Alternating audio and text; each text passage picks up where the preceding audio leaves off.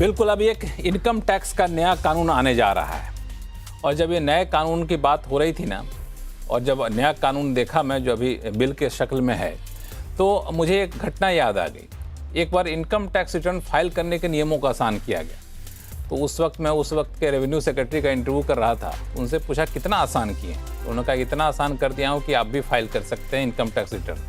हमने क्या आपने फाइल किया? तो उन्होंने बड़े अच्छे से कहा कि नहीं, मैं आधे करके छोड़ दिया क्योंकि थोड़ा सा कॉम्प्लेक्स तो हो ही रहा था। तभी से मेरे मन में ये सवाल उठता था कि आखिर इतना कॉम्प्लेक्स क्लिष्ट भाषाओं का इस्तेमाल करके इनकम टैक्स का कानून क्यों? ठीक है, जो टैक्स की देनदारी बनती है ले लीजिए, बात खत्म करिए।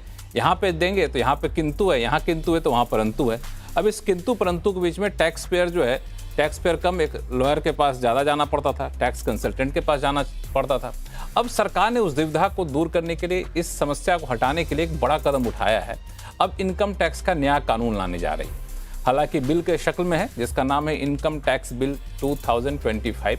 ये हालांकि औपचारिक तौर पर अभी संसद के पटल पर नहीं रखा गया है, लेकिन बहुत जल्द संसद के सामने रखा जाएगा। लेकिन चूंकि हमने बिल की कॉपी पढ़ ली और देखा कि लोगों में बहुत ज़्यादा जागरूकता है इसको लेकर के, सोचा क्यों नहीं आप लोगों से शेयर करूं, ये भी बताऊं कि आपके लिए इस बिल में क्या है।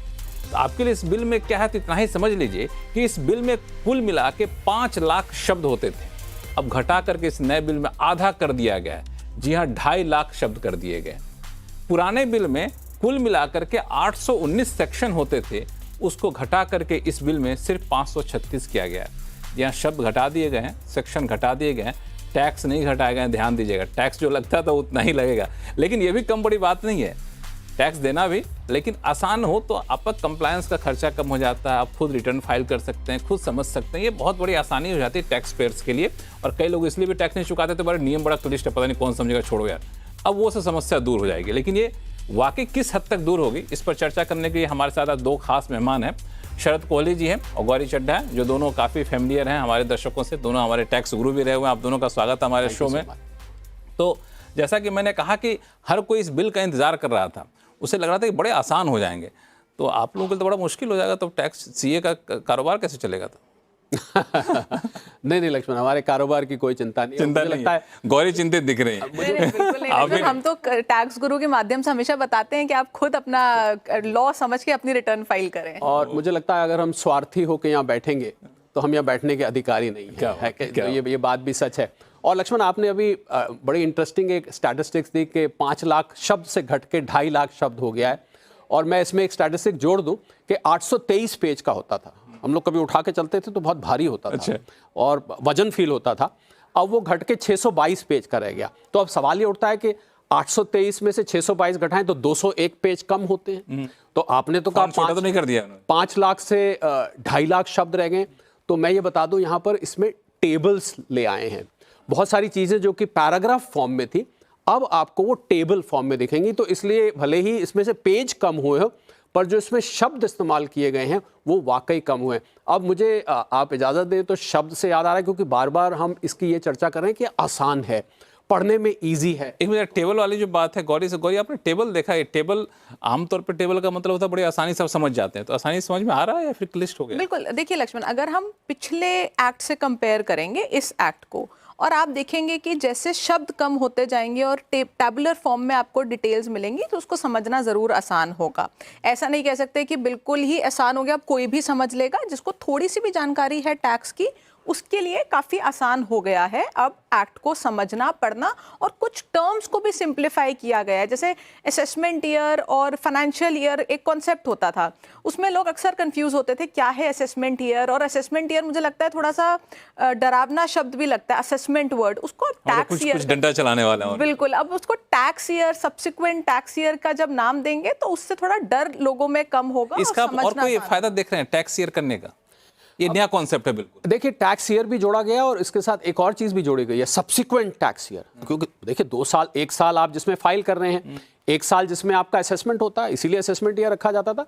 तो टैक्स ईयर और सब्सिक्वेंट टैक्स ईयर होता क्या था लक्ष्मण, लोग जब टैक्स रिटर्न भरते थे तो मैंने अक्सर देखा है वो फाइनेंशियल ईयर की जगह असेसमेंट ईयर भर देते थे, असेसमेंट ईयर की जगह फाइनेंशियल ईयर भर देते थे, और इसकी वजह से लिटिगेशन होती थी, गड़बड़ हो जाती थी, असेसमेंट गलत हो जाती थी। तो जहां मैंने जैसा कहा कि लैंग्वेज को सिंप्लीफाई करने का, और लक्ष्मण आपकी इजाज़त हो तो लैंग्वेज सिंप्लीफाई मैं सोच रहा था कि कैसे दर्शकों को ये बात समझाई जाए कि भी लैंग्वेज कैसे आसान हुई, तो मैं इसको कहता हूं पुराना एक्ट, ध्यान दीजिएगा लक्ष्मण इस पे, कि मेरे पापा की बहन का सबसे छोटा भाई, उसका बेटा मुझसे मिलने आया है, ये हो गया पुराना एक्ट। क्या बोला आपने, फिर से बताइए, मैं भी सोच चुका है। मेरी पापा की बहन के सबसे छोटे भाई का बेटा मुझसे मिलने आया है, पता नहीं मेरे ये पुराना एक्ट, तो बिल्कुल ऐसा ही होना चाहिए, क्योंकि तभी तो इस पे ध्यान दिया गया। अब मैं इसको नए एक्ट में लाता हूं, मेरे चाचा जी का बेटा मुझसे मिलने आया, ये नया एक्ट होगा। तो ये बहुत ही बेहतरीन आपने। तो ये लैंग्वेज की सिंप्लीफिकेशन बहुत जरूरी थी। इतना घुमा घुमा के बात, मैं चाहूं तो अभी आपको दोनों एक्ट्स की कंपैरेटिव लैंग्वेज दे सकता हूं, पर दर्शकों को हम बोर नहीं कर चाहता। वाकई में इसको पढ़ के आम टैक्स पेयर बोर हो जाता था। कुछ तो मुझे कहते थे इसको हम पढ़ना शुरू करते तो हमें नींद आ जाती है, क्योंकि उसमें इतने अमेंडमेंट्स हुए हैं इतने सालों में, कोर्ट की रूलिंग्स इंजेक्ट हुई हैं, सब्सिक्वेंट अमेंडमेंट्स हुई हैं, बिल्स ने उसको चेंज किया है, करता करता 64 साल का हो गया लक्ष्मण। और जो लोग ये नहीं जानते कि ये हमारा कौन से नंबर का एक्ट है, तो 1860 वो पहला साल था जब भारत में इनकम टैक्स एक्ट आया था। उसके बाद 1886 में आया। जो लोग इतिहास में रुचि रखते हैं उनके लिए मैं साल बता दूं, 1886 के बाद 1918 में आया, उसके बाद 1922 में आया, और उससे पहले हमारा जो अभी एक्ट चल रहा है, बाय द वे ये एक्ट आपका 31 मार्च 2025 तक चलेगा, 1961 का। और फाइनली आपको ये इनकम टैक्स एक्ट 2025, जब ये एक्ट पास हो जाएगा तो एक्ट कहलाएगा 2025 का। जिन लोगों की इतिहास में रुचि है, मैंने कहा उनके लिए काफी। हालांकि आपने एक बड़ी अच्छी बात कही कि ये अब 64 साल का हो गया, सीनियर सिटीजन हो गए। हाँ, तो इससे पहले कि सुपर सीनियर सिटीजन हो, इनको आप लोगों ने रिटायर कर दिया यहाँ पे। और गौरी, इसमें एक और चीज आती थी कि सबसे एक हम लोग पूछते थे कि एक चीज बताइए जो इस नए टैक्स से फायदा होगा, तो हम लोगों को बताते थे जो टैक्स फॉर्मुलेट करने वाले लोग थे, नियम, वो कहते हम ऐसा करने जा रहे हैं कि आम लोग भी खुद अपना रिटर्न फाइल कर सकेगा। इतना आसान कर दिया गया है क्या? मुझे लगता है लक्ष्मण, ये पहला स्टेप है एक्ट को सिंप्लीफाई करने का, जिसमें सरकार चाहती है कि आम इंसान अपनी रिटर्न खुद फाइल करे, और जो टैक्स फाइलिंग है उसको ओवर द इयर्स काफ़ी सिंप्लीफाई डेफिनेटली किया गया है। अब एक्ट को सिंप्लीफाई करने की कोशिश की गई है, जैसे अभी डिस्कस किया कि एक्ट ऑलमोस्ट आधा रह गया है। इस एक्ट की लैंग्वेज चेंज कर दी गई है, जिससे आप उसको समझ पाएंगे, इंटरप्रेट कर पाएंगे, और जब आप ये सब खुद कर पाएंगे और आने वाले सालों में मुझे लगता है इसमें और चेंजेस किए जाएंगे, उसको और बेहतर बनाया जाएगा। जैसे पिछले सालों में अगर हम देखें, हर साल बजट में कुछ ना कुछ चेंजेस होते हैं, जैसे जैसे वक्त बदलता है उसके अकॉर्डिंगली एक्ट में चेंजेस होते हैं, उसको सिंप्लीफाई किया जाता है, लूप होल्स को प्लग इन किया जाता है। जैसे जैसे डिमांड होती है समय के हिसाब से, वो डिमांड के हिसाब से सरकार टैक्स में चेंजेस करती है। अब ये पहला स्टेप है, एक्ट को सिंप्लीफाई किया गया है। आने वाले सालों में जैसे जैसे बजट आता रहेगा, मुझे लगता है ओवर द इयर्स इसको काफ़ी सिंप्लीफाई कर दिया जाएगा, और इंडिविजुअल जो टैक्स पेयर्स हैं, जो सैलरीड क्लास है, जिनके लिए हम अक्सर बात करते हैं, उनके लिए तो बहुत आसान होने वाला है अपना रिटर्न खुद भरना, लिटिगेशन से बचना और गलती ना करना। तब तो भाई टैक्स गुरु में सवाल कैसे आएंगे हम लोगों का? हमें तो चिंता इस बात की जताया जा रही है, टैक्स गुरु शो फिर कौन देखेगा? पहली बात तो 31 मार्च 2026 तक आप इसी एक्ट को आप कंटिन्यू रखें। तो इसका मतलब ये माने कि जब 31 मार्च 2026 से मतलब प्रपोज है कि 1 अप्रैल 2026 से उसको लागू करेंगे, तो जो अगला बजट आएगा वो बजट जो है वो इसी नए टैक्स के हिसाब से आएगा। जी हाँ, उसमें जो भी अमेंडमेंट्स की जाएंगी वो 1 अप्रैल 26 से जो नया एक्ट लागू होगा उसके ऊपर वो अमेंडमेंट्स होगी। और लक्ष्मण, जो आपने अभी बात करी कि हम खुद इसको कर पाएंगे कि नहीं, तो मैं उसमें कुछ टिप्पणी करना चाहूँगा। क्योंकि होता क्या था, जब भी कोई व्यक्ति खुद रिटर्न फाइल करने बैठता था, तो आप जब रिटर्न फाइल करेंगे तो आपको बार बार एक्ट को रेफर करना पड़ेगा ना, ये सेक्शन वहाँ क्या कहता है, मैं इस सेक्शन में आता हूँ कि नहीं आता, मेरे ऊपर एप्लीकेबल है कि नहीं है, या मैं इसको करती हूँ या मैं इसको छोड़ दूँ, मैं क्या करूँ। तो अगर आप जब एक्ट उठाते थे तो लोग रिटर्न को छोड़ देते थे कि यार ये तो समझ ही नहीं आ रहा है, तो हम रिटर्न कैसे भरें। तो मुझे लगता है आपका जो सवाल था कि रिटर्न क्या अपने आप भर पाएंगे, अगर एक्ट समझ आएगा तो आप वाकई अपने आप रिटर्न भर पाएंगे। पर आपने जो सवाल किया था कि क्या इससे प्रक्रिया आसान हो जाएगी, अभी इनकम टैक्स रिटर्न के फॉर्म्स वगैरह तो वैसे के वैसे ही हैं, उसमें जो इन्फॉर्मेशन चाहिए वो चाहिए। पर पहला कदम, जैसा गौरी ने कहा, मैं बिल्कुल सहमत हूं, पहला कदम उठा लिया गया है। मुझे लगता है आगे आगे आपको आयकर विवरणी जिसको कहते हैं, आयकर रिटर्न भी आपको आसान होती दिखाई दे सकती है। हालांकि इसमें एक चीज़ और है कि कई सारी तकनीकी प्रक्रिया को कैसे बदला गया, इस पर मैं आपसे बातचीत करूंगा। लेकिन एक सवाल आप दोनों से पूछूंगा कि पूरा एक्ट पढ़ने के बाद कहीं आपको लगा कि इस नए कानून के आने के बाद हमारे ऊपर टैक्स की देनदारी में कोई फर्क पड़ने वाला है क्या? लक्ष्मण, जो ये एक्ट, जो बिल अभी हमारे सामने आया है, इसमें मेनली जो चेंजेस किए गए हैं वो लैंग्वेज को लेके किए गए हैं, उसको ईजी करा गया है।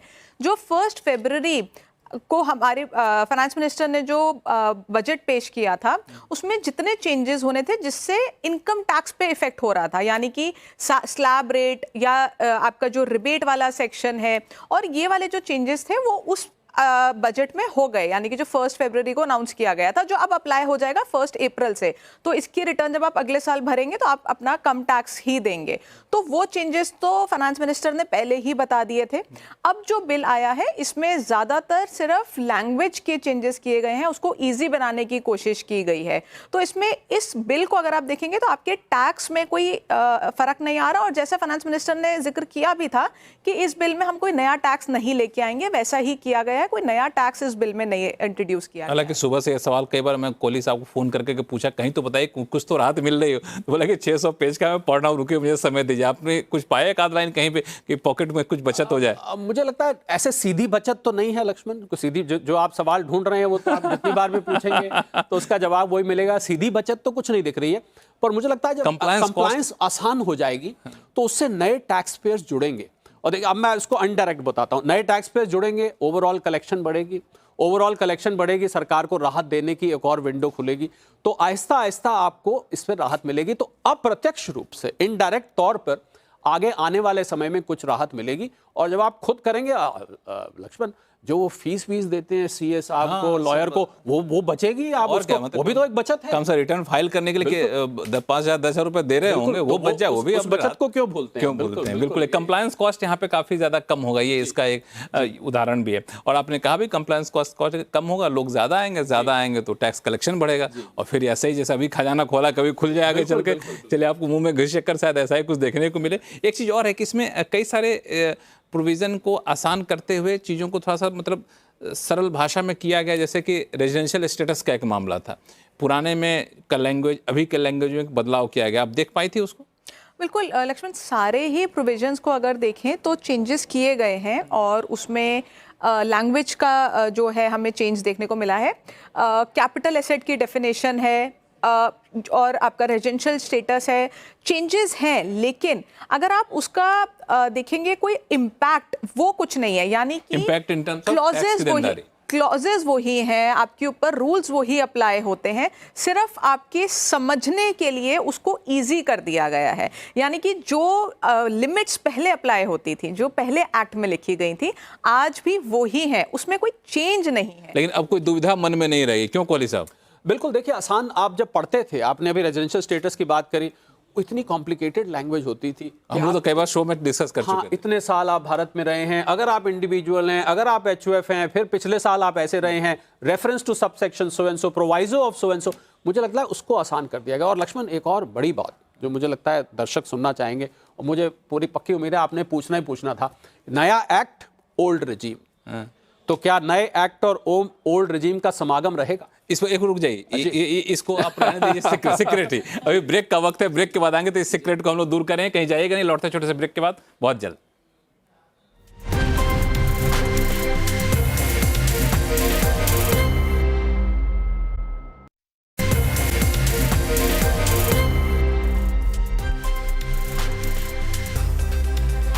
ब्रेक के बाद एक बार फिर से आपका स्वागत है। हम लोग चर्चा कर रहे हैं कि सरकार जो इनकम टैक्स का नया बिल लाने जा रही है, वो बिल आपके लिए कितना नया है और आपकी ज़िंदगी को कितना आसान बनाने वाला है। हमारे साथ दो खास मेहमान बने हुए हैं, गौरी चड्ढा और शरद कोहली साहब। कोहली साहब, आप ब्रेक पे जाने से पहले बड़ा अच्छा क्यूरियोसिटी लोगों के मन में जगा दिया है कि न्यू टैक्स बिल और ओल्ड टैक्स रिजीम कुछ रिश्ता है, कुछ रिश्ता? बिल्कुल, इनका समागम अभी भी बना हुआ है। ओल्ड टैक्स रिजीम कहीं नहीं जा रही, क्योंकि मैंने जब इसको खंगाला ना लक्ष्मण, मुझे ना अपने, जब हम सीए करता होता तो मुझे एग्जाम के दिन याद आ गया, वहाँ भी तैयारी करने के लिए 2-3 दिन मिला करते थे आपको पढ़ने के लिए। आज मुझे लगता है मेरे चश्मे का 1-2 नंबर बढ़ गए होंगे। उसको इतनी बारीकी से जब खंगाला तो मुझे उसमें चैप्टर 6A के वो जो सेक्शंस थे दिखाई दिए, तो मेरे मन में राहत हुई कि जो लोग ओल्ड टैक्स रिजीम में बने हुए हैं उनके लिए भी ये एक्ट एप्लीकेबल रहेगा, उसको हटाया नहीं जा रहा है। ये बात और है कि ओल्ड टैक्स रिजीम अब आपके लिए धीरे धीरे रिडंडेंट होती जा रही है और धीरे धीरे रुखसती की तरफ है। मैंने तो कहा वेंटिलेटर पे है ओल्ड टैक्स रिजीम, बहुत बनी हुई है। लेकिन जिन लोगों को मतलब अभी दिलचस्पी है ओल्ड टैक्स रिजीम में, ऐसा ना सोचे कि न्यू बिल के साथ ओल्ड टैक्स रिजीम हट गया। ऐसा नहीं है। मतलब नई बोतल में पुरानी शराब अभी भी पड़ी हुई है, ये कह सकते हैं। गौरी, एक चीज और इसमें जो बार बार ये कहा जाता है कंप्लायंस कॉस्ट काफ़ी कम होगा, लिटिगेशन कम होंगे, तो इसमें आपने देखा टैक्स में किस तरह का प्रावधान किया गया, वाकई इससे काफ़ी ज़्यादा लिटिगेशन में कम हो जाएंगे? बिल्कुल लक्ष्मण, देखिए जैसा उम्मीद थी कि जो नया बिल आएगा उसका एक पर्पस ये है कि लिटिगेशन कम किया जाए, जिससे लोगों के मन में जो डर है इनकम टैक्स डिपार्टमेंट का वो निकल जाए। मुझे ऐसा लगता है इसके दो तरीके हैं इस बिल और एक्ट की वजह से, जब ये एक्ट बनेगा जिससे लिटिगेशन कम होगा। पहला तो जो हमने देखा, एक जो ओल्ड रिजीम को हटा के न्यू रिजीम सरकार लाई जिसमें सारी एग्जेम्पशंस और डिडक्शंस निकाल दी गई। उसका एक कारण ये था कि लोग फेक डिडक्शंस क्लेम किया करते थे, जिसकी वजह से बाद में लिटिगेशन में केस जाता था और उनको काफ़ी पेनल्टी भी देनी पड़ती थी। न्यू रिजीम में वो सिस्टम ही खत्म हो गया। अब आप जब नया बिल देखेंगे तो उसकी लैंग्वेज इतनी इजी है, और कई बार पुराना जब आप एक्ट उठा के देखेंगे तो आपको ऐसा लगेगा कि आप जब उसको पढ़ रहे हैं आपको अपने सवाल का जवाब नहीं मिल रहा कि क्या मैं ये कर सकता हूँ या ये मैं नहीं कर सकता हूँ, इसमें कहीं मेरे पे नोटिस तो मेरे पास नहीं आ जाएगा। इस वजह से लोग कई बार गलती कर दिया करते थे और पुरानी जजमेंट्स उठा के देखते थे कि इस पे कोई जजमेंट है क्या। अब जो नया बिल है उसमें ये सब इतना ईजी कर दिया है कि आपको अपने सवाल का जवाब मिलेगा, आपको पता लगेगा क्या सही है क्या गलत है, और पुरानी जजमेंट्स रेफर करने की शायद उतनी ज़रूरत आपको नहीं पड़ेगी। तो इस वजह से भी आपका जो लिटिगेशन है वो कम होगा। अच्छा, एक चीज़ और, हाँ कुछ आप कहना चाहें? मैं एम्बिग्विटी, क्योंकि वो लैंग्वेज में एम्बिग्विटी थी, एक कोर्ट कुछ और इंटरप्रेट करता था, दूसरा कोर्ट कुछ और इंटरप्रेट करता था। तो अब जब लैंग्वेज सिंपल होगी, ये तो बड़ी चीज़ है, तो एम्बिग्विटी नहीं रहेगी उसमें, कोई मतलब इधर जाएं या उधर जाएं वो कोई कुछ नहीं। और दूसरा मुझे लगता है लक्ष्मण की ये जो एक्ट है, जैसा कि वित्त मंत्रालय की भी मंशा थी कि ये ग्रोथ को बूस्ट करेगा, फेयरनेस लाएगा, ट्रांसपेरेंसी लाएगा, और ग्लोबल अगर आप इंटरनेशनली लॉस पढ़ें, अमेरिका का पढ़ें, यूके का पढ़ें, वो लॉस पढ़ने में इतने कॉम्प्लिकेटेड नहीं है। मुझे लगता है हमें ये उसके बराबर अब ले आएगा कि अब हमारा लॉ भी उनसे टक्कर ले सकता है कि भाई आपका लॉ कॉम्प्लिकेटेड नहीं, हमारे लॉ पढ़ के नींद आ रही है, उनके लॉ पढ़ के नींद नहीं आ रही, ऐसा नहीं होने वाला है। लेकिन आपने एक जो बात की मुझे बड़ा अच्छा लगा, वो एक बहुत बड़ा कंफ्यूजन होता था, कोई कोर्ट कुछ कह रहा है, कोई कुछ कह, ट्रिब्यूनल कुछ कह रहा है। अब सबको एक्ट मिल गया, जो है सो यही है, जो है बिल्कुल सामने एक्ट है वही सही है। जो आप पढ़ रहे हैं वो मैं पढ़ रहा हूँ, जो आप इंटरप्रेट कर रहे हैं। संक्षिप्त में शो का समय जो खत्म हो रहा है, सेक्शन 80 ओरज था, उसका नाम बदल गया होगा कि वही है? नहीं, देखिए सेक्शंस का नाम तो बदलेगा जब एक्ट ना आएगा। अब जो सेक्शंस आप सालों से याद करते आ रहे थे, वो सेक्शंस का, जैसे भारतीय न्याय संहिता में हुआ था, अब सेक्शन 80 का क्या नाम होगा? अब आप देखिए तो सब क्लॉजेस जब आते हैं, जब तक देखिए जब तक फाइनल नहीं होता, पास नहीं होता, मुझे लगता है हम सेक्शंस को अभी दबा के रखते हैं। 536 क्लॉजेस हैं सेक्शंस, 819 के मुकाबले आपने बताया। अभी सेक्शन के नाम धीरे धीरे खुलेंगे और आपको याद भी करना, इस तरीके से पहले याद रहते। हालांकि आप लोगों के लिए काम बढ़ जाएगा, नहीं हमें तो याद हो ही जाते हैं सेक्शन, चूंकि एक जमाने से चला आ रहा था, अब 64 साल पुराने सेक्शन को बदलना। लेकिन वाकई आप लोगों के लिए टैक्स की दरें भले ही कम ना हो, वो तो हर साल होती रहती हैं टैक्स, लेकिन ये जो ऐसा कदम उठाया गया आप लोगों के लिए, काफ़ी टैक्स पेयर्स के लिए कह सकते हैं ज़िंदगी बड़ी आसान होने जा रही है। तो इस जब कानून आ जाएगा तब इस पर और डिटेल में बातचीत करें, लेकिन साफ कर दूं कि अभी ये सार्वजनिक नहीं हुआ है। हम लोगों को सूत्रों से जानकारी मिली थी, क्योंकि जानकारी इतनी पुख्ता थी कि हम लोग इस पर चर्चा कर लिए। संसद में रखा जाएगा, स्टैंडिंग कमेटी के पास जाएगा, वहाँ से बदलाव हो सकता है, बदलाव के बाद फिर संसद में आएगा, फिर संसद से पारित होगा, तब जाके वो बन जाएगा कानून, और उसके बाद फिर से करेंगे ऐसे ही चर्चा हम दोनों खास मेहमानों के साथ। और फिलहाल के लिए दीजिए इजाज़त, देखते रहिए CNBC आवाज़। नमस्कार।